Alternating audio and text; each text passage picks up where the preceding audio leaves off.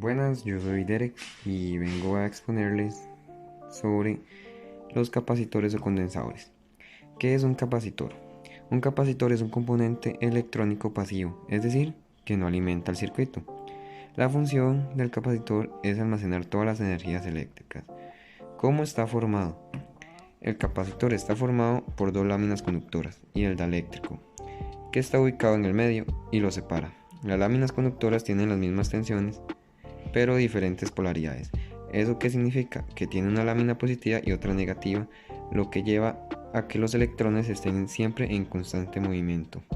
Algunas características de los capacitores son que el capacitor al principio se puede recargar muy rápido y conforme vaya avanzando el tiempo la carga sería mucho más lenta. Otra sería que en el momento el capacitor esté completamente cargado, se considera que el circuito está abierto, ya que no se puede cargar más del voltaje que ha sido suministrado. Por ejemplo, si llega a alimentar con 80 voltios, esos 80 voltios serán su máximo y no podrán entrar más porque si no explotaría. Capacitancia. ¿Qué es la capacitancia? La capacitancia se mide en faradios, que se representa con una F. Es también la capacidad de poder almacenar carga eléctrica.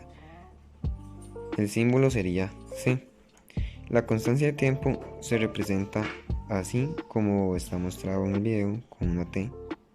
Esto sería lo que podría determinar el tiempo de carga desde 0 a 100. La fórmula sería tiempo es igual a resistencia total por capacitancia. Esto se considera cargado en la quinta o sexta constante del tiempo, ya que si nosotros prestamos atención en el proceso de carga, este nunca llegaría a estar al 100% de carga, faltarían milésimas y duraría mucho tiempo.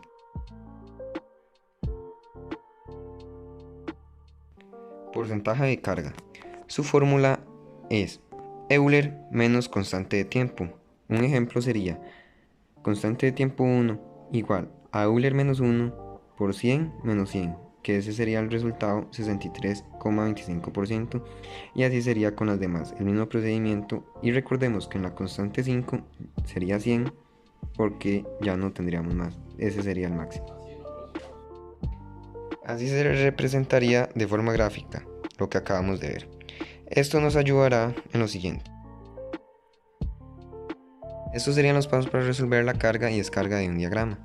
Tenemos la corriente, que sería 4 mA, el voltaje, que sería 80 voltios, y la resistencia de 5 kΩ, junto con la capacitancia de 1050 microfaradios. Estos son recordatorios de las fórmulas que vamos a ocupar para resolver nuestros siguientes ejercicios. Procedimientos de el diagrama. El paso 1 sería sacar la constante de tiempo, que sería 5000 kΩ, que sería la resistencia, por 1050 microfaradios, que el resultado daría 525 segundos. El paso 2 sería la carga de voltaje, que se representa la fórmula de voltaje por 1 menos Euler menos constante de tiempo. La constante de tiempo 1 se sacaría así, que sería la fórmula que acabamos de ver, que sería 80 voltios por 1 menos Euler menos la constante de tiempo. Eso nos daría 50 voltios, 56. Y así se sacarían las demás, y recordemos que la constante 5 sería 80 voltios porque sería el máximo. Este sería el paso 3 de la gráfica de voltaje. Esto lo podemos ordenar ya como nosotros quisiéramos, si el voltaje fuera de 20 en 20, de 10 en 10, y la constante de tiempo sería lo que resolvimos anteriormente. El paso 4 sería la carga de corriente, que la fórmula sería voltaje sobre resistencia por Euler menos constante de tiempo, que se representaría así. Sería la corriente de la constante 1 sería igual a 80 voltios sobre 5000 kΩ por Euler menos 1.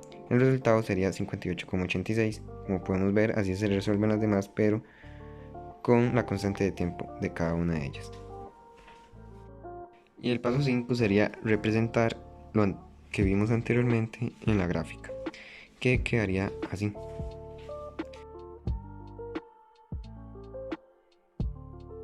El proceso de descarga.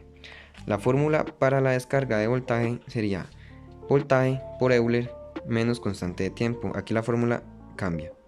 Entonces sería voltaje de la constante 1 igual a 80 voltios por Euler a la menos 1, que haría igual 29,43 voltios, y así se representan las demás constantes de tiempo. El paso 2 sería la gráfica de descarga de voltaje, que esto sí varía y quedaría así como lo estamos viendo en este momento. Y por último, la gráfica de descarga de la corriente. En la descarga de corriente se usan los mismos datos, solo que negativo, o sea, es mucho más fácil resolver esta gráfica. En este momento la gráfica quedaría así. Se pondría la gráfica en negativo y la constante de tiempo quedaría normal.